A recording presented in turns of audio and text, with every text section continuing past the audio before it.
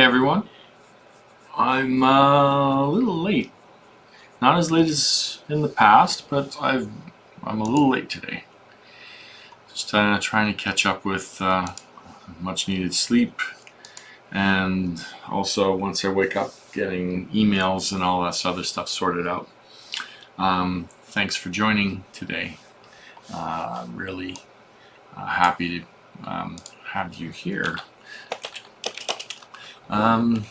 Feel free to drop a comment. For those of you watching on YouTube, please hit the subscribe button and also ring that little bell. The more subscribers I get, the closer I get to having my own URL for this thing, branded, named URL. And also by hitting the little bell, anytime I do any updates on this channel, you get the latest news. I'm going to type a little message here in the chat box. I use the chat box to chat with you people, so feel free to drop messages and questions. Today is going to be a bit of a it's not going to be as long as it's been in the past, but it's going to be a bit of a show and tell of some stuff and some updates on recording and so on and so forth. I don't have any new material to play today, but I do have some work on this custom guitar that I've been putting together to show off. So. Okay, drop a line, ring my bell, and speak your thoughts. Let's see if that happens. Okay, to start with today, I did some work on my prototype. Everything is still sort of in the rough stages, but I'm getting a lot closer to what I consider to be like what the actual prototype will look like. I spent some time with a grinder yesterday and a sanding wheel, and so it's not officially a carve, but it's a type of carve. Just like those guys with chainsaws that take logs and turn them into totem poles and things. It's carved out the top quite nicely. I put in some construction lines that you can't see anymore. Well, you can see a little bit right there, just very faint. And of course the tape from where I had the template. The routing template, you can see on top it's a little dirty. That's all going to come out really nicely with normal orbital sander. There's some construction line here where I have to take the rasp and file away, take away some material here, so that the front of the tremolo actually sits nice and has enough room so it doesn't lift up and cause issues. But that's this is the front. What's left to do on here is I'm going to, from about somewhere around here, I'm going to make it more of like flatten it out more. So it's actually going to resemble more on this part of it. It's going to resemble more of like a Gibson Les Paul until it gets back here, and then this will get rounded off some. But it's going to have that more of a PRS look with the peak on the horns, and so it's going to go there.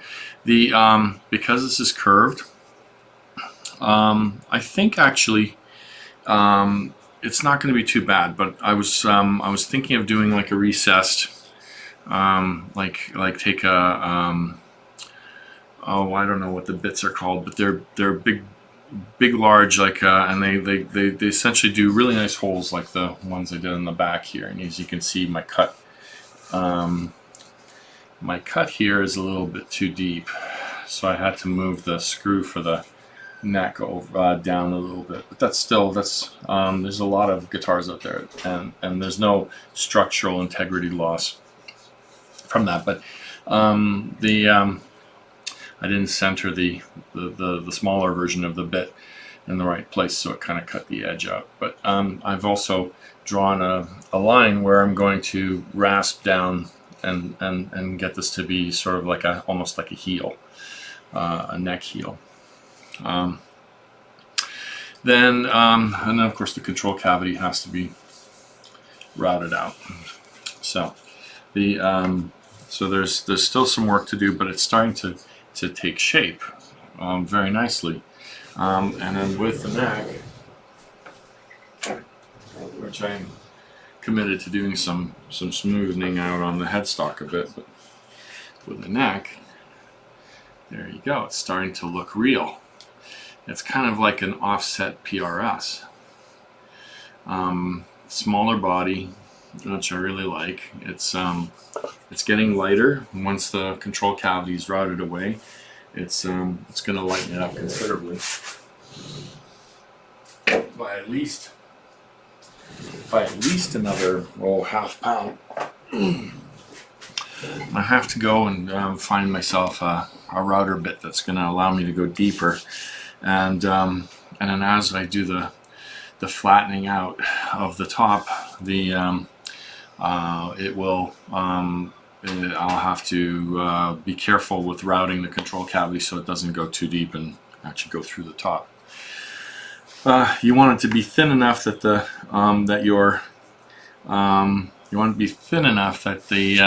shaft of the pot, of the long shaft of the volume pot and the tone pot, make it through the top, and you have enough material to screw it in and have a knob there, but not so shallow as to make the top really flimsy.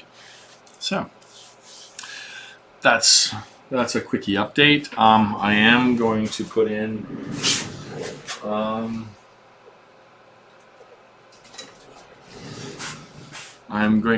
a Kent Armstrong P90 style. It's a stacked humbucker, but it's going to be like a P90 style with a chrome cover.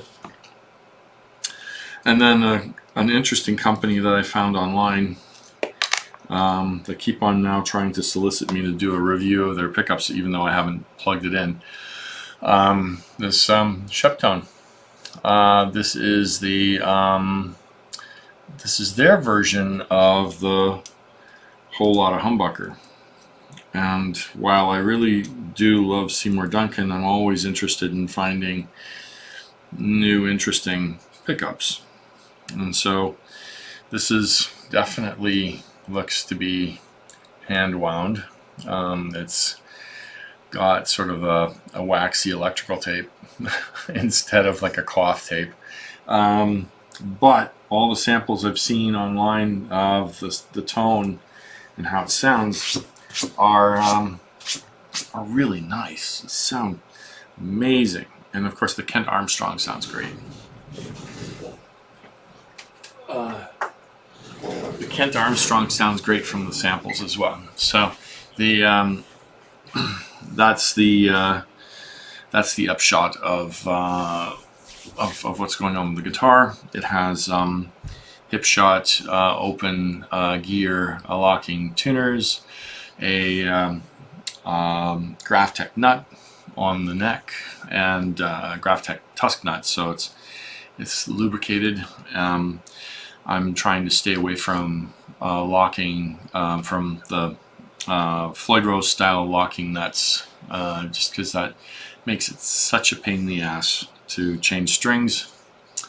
Even though I've got one instrument that's got a Floyd Rose and I'm really happy with it and it's fantastic, just the fact that whenever I do change strings, and I swear, like you wouldn't believe, it's just an endless pain in the ass to have to change strings on that system. What else? yeah, because it's just been something I've been following with a lot of my instruments. The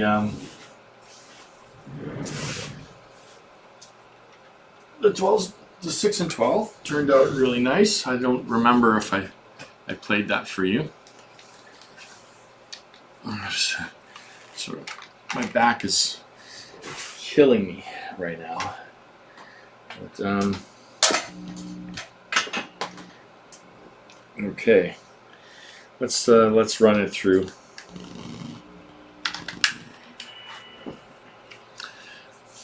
And this is just going through the RK5s with only the Sans amp circuit on. So it's essentially like as if it was going through a plain old amplifier, no gain.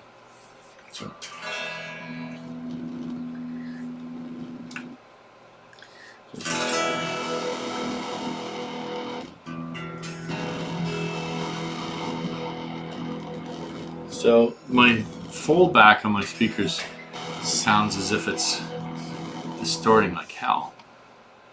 Let me check on the setting here. This is the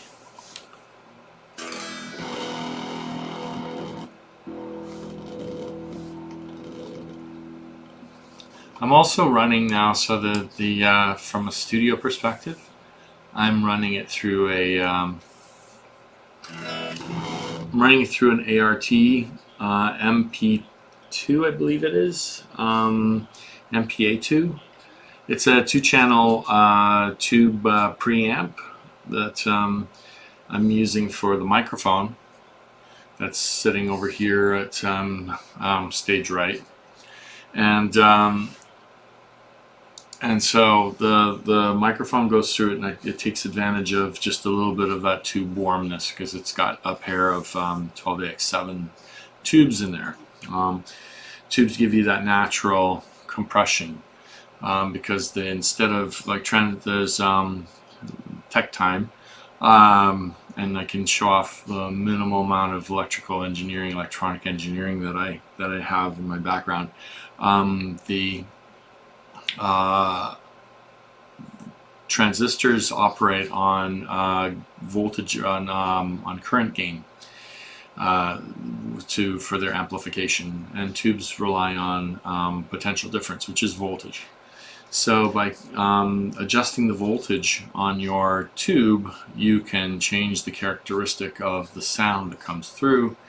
You can do the same thing with the transistor, but the tone is vastly different. So when you're doing it with a transistor, it tends to be a little bit more brittle because it's with it being current driven with amps. It's with amperage, not amplifiers. With amperage, it's doing something to, like, it's indiscriminate about its compression, and it actually, when it gets to a distortion, it's a pretty ugly distortion.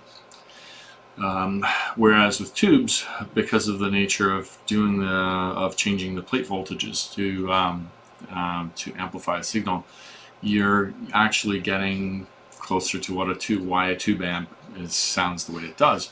Is it compresses and it distorts on all the transients. Like, so it'll compress the main and distort the main signal, and then as it compresses the main signal, the fundamental, the transients start to come out, and they come out in a very musical way. So this is why I've installed this MPA2, whatever it is, the ART's 2-channel compressor, 2-channel tube amp preamp, to be able to get in and take advantage of making things sound warmer and have more of a classic tone to it. So that's your tech time talk for today. But I'm hoping it's not distorting like hell on your end, because for whatever reason it is on mine. So there's my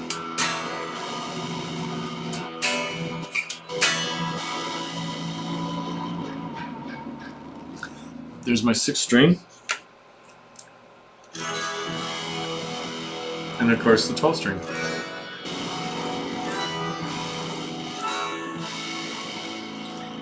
And I started playing around with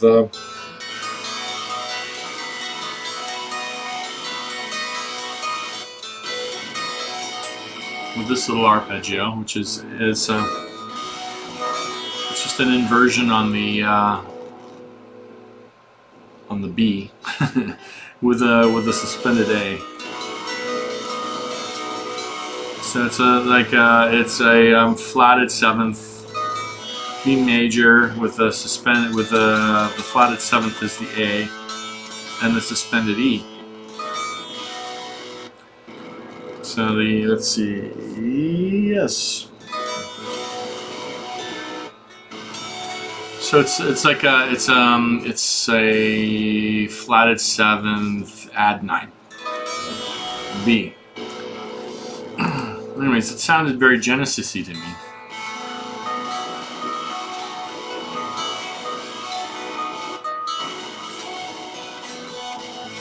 As you can see, I'm wiggling my pinky so that I can show you that it's not holding anything down, because if I was doing this, that sounds equally nice.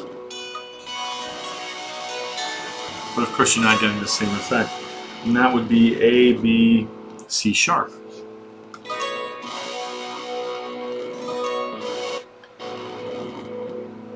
Anyway, and that would be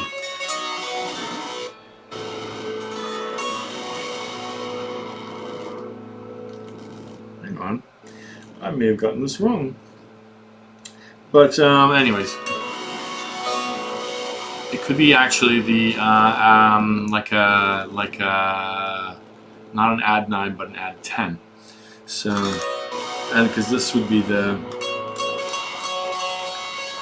that's the second of the or the second. Anyways, you know, when you don't learn this stuff when you're a kid, it takes forever to really get it ingrained in your head when you're an adult. Anyway, so this is the 12 string. It's got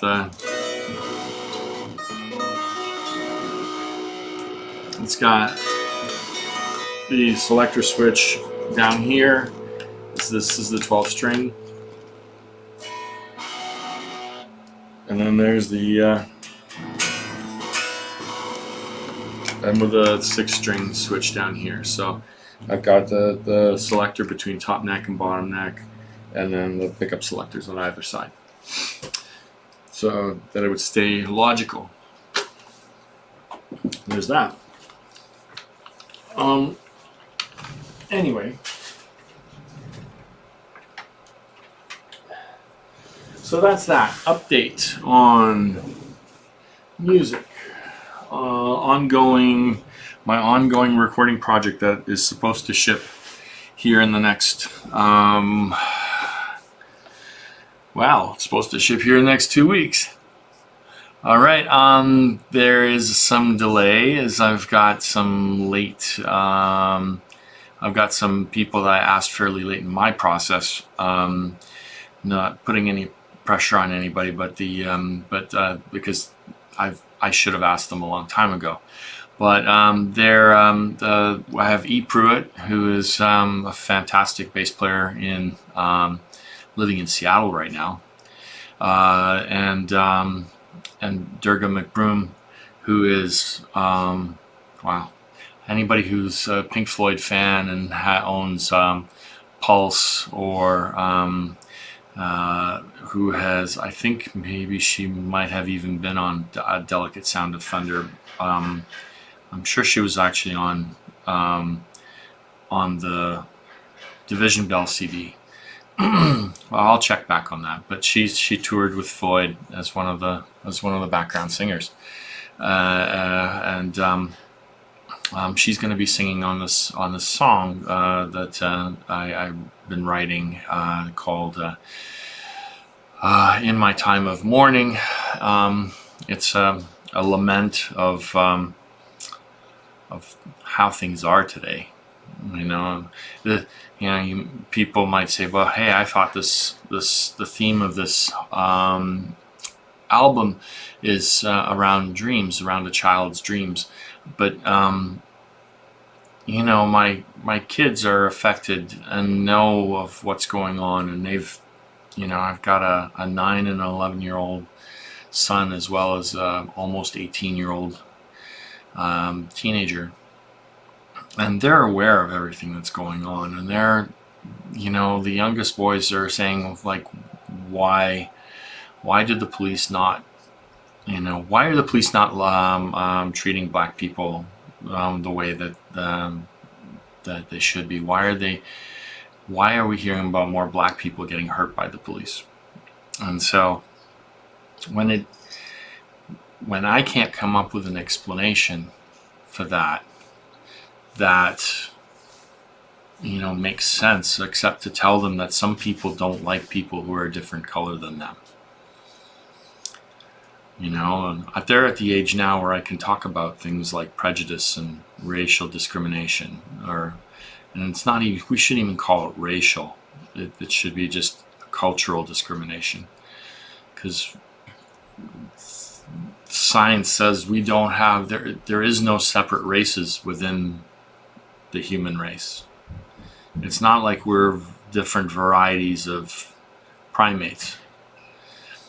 In fact, you know, the genome for humans, regardless of color, is 99.85% common. It's ridiculously consistent. And so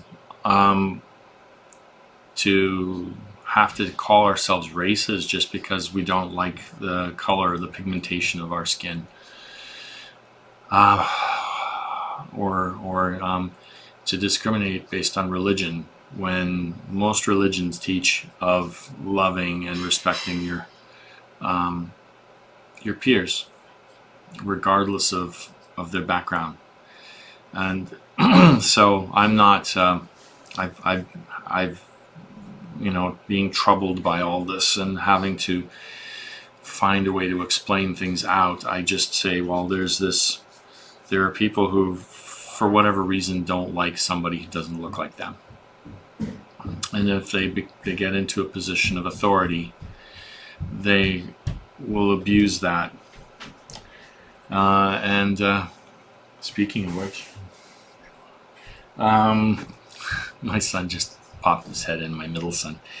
So I wrote this song, just basically, it's not a preachy song. It's just things that you would watch on TV, and how you would dream of it if you were letting the flow sort of go over you.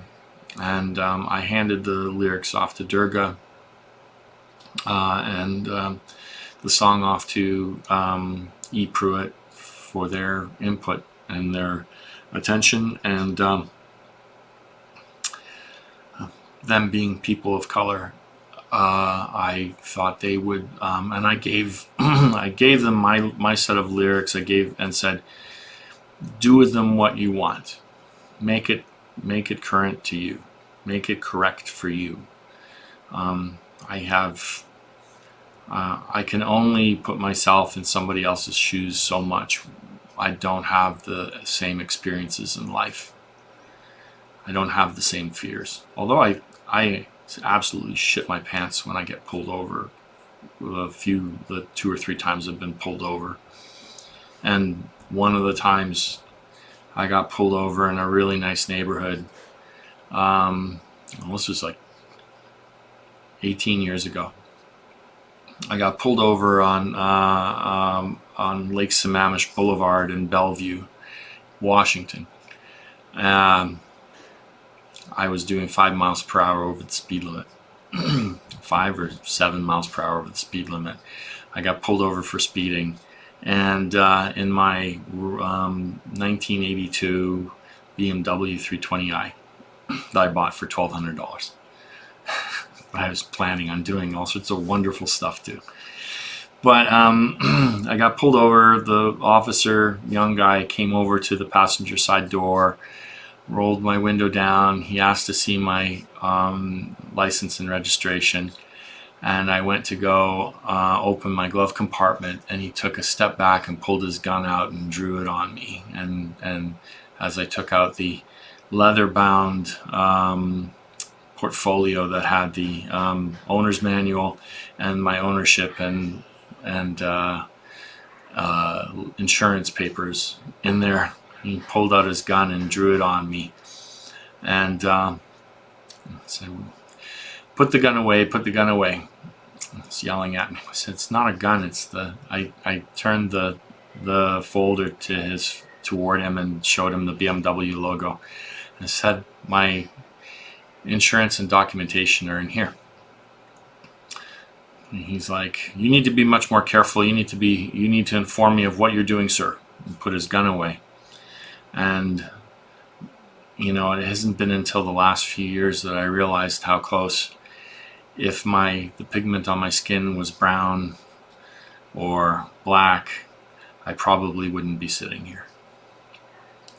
So if that gives me some context, if that allows me to write about this in some way, maybe that can be informative.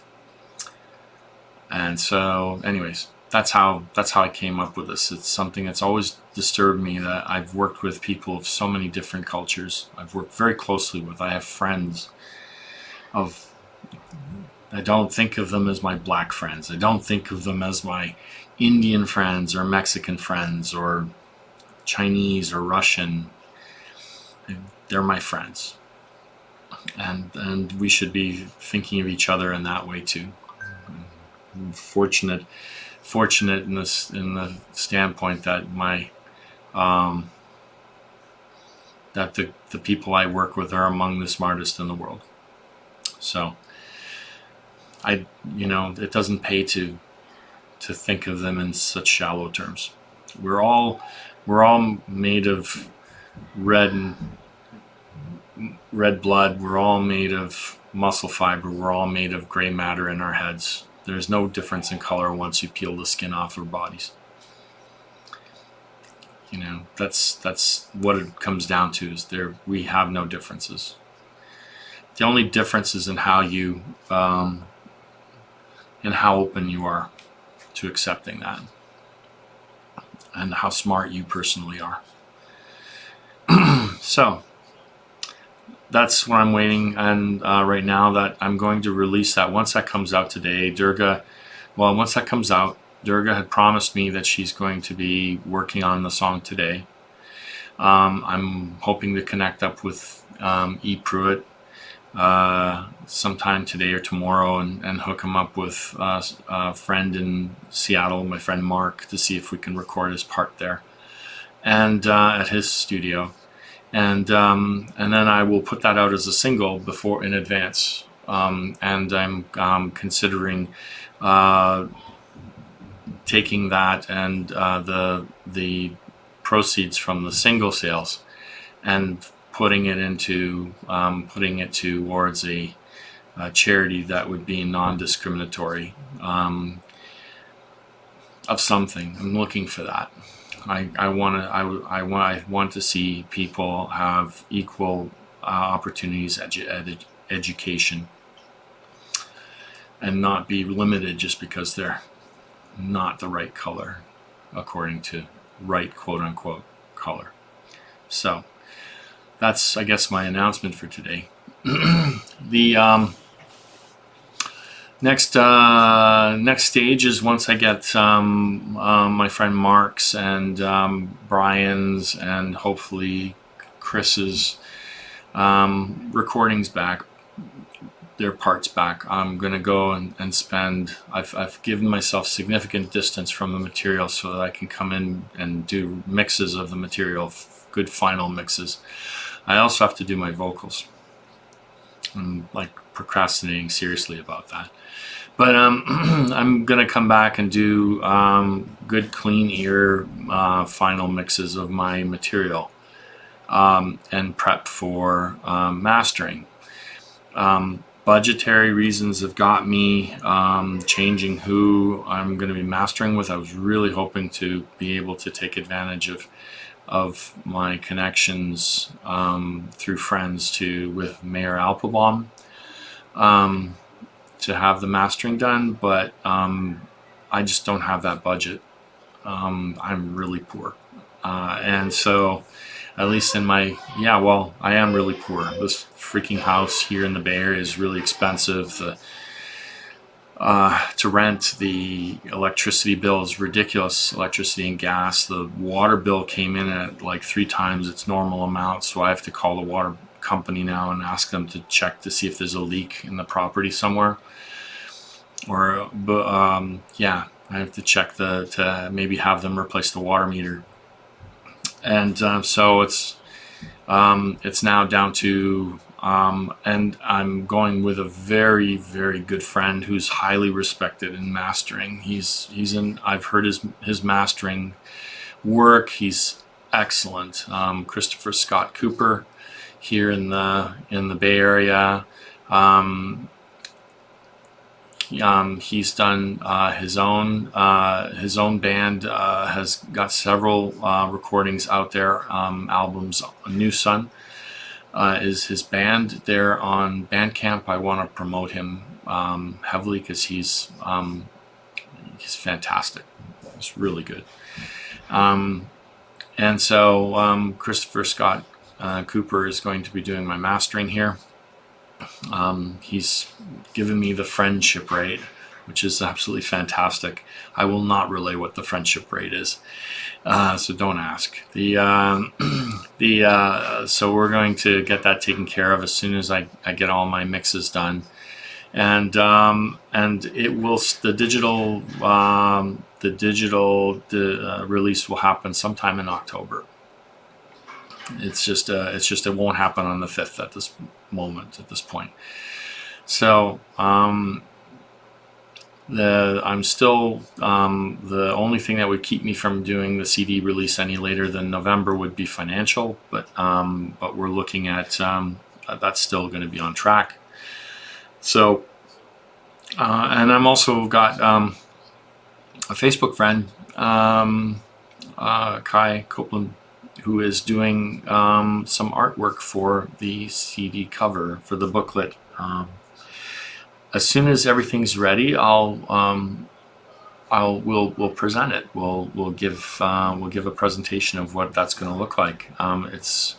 We're going to a anime sort of manga theme for the drawings of some of the players that are played on the most of the material on the album, and it's going to be super cool.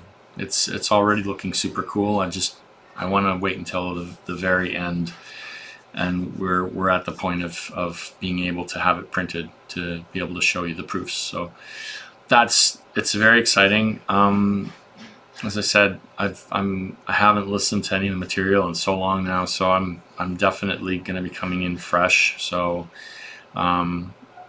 here's hoping that I still feel really strongly about the album.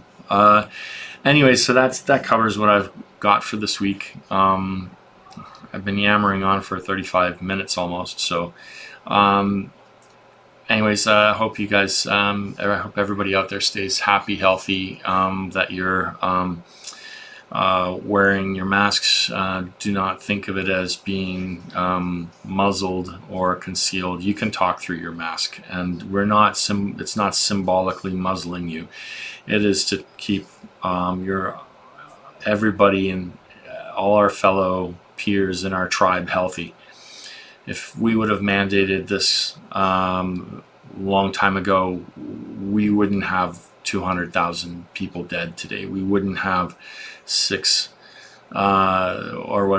million people in the country, over 5 million people country infected with this.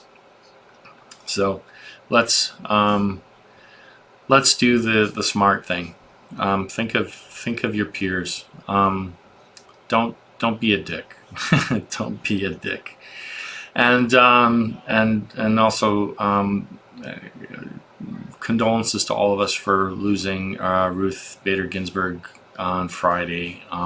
That was a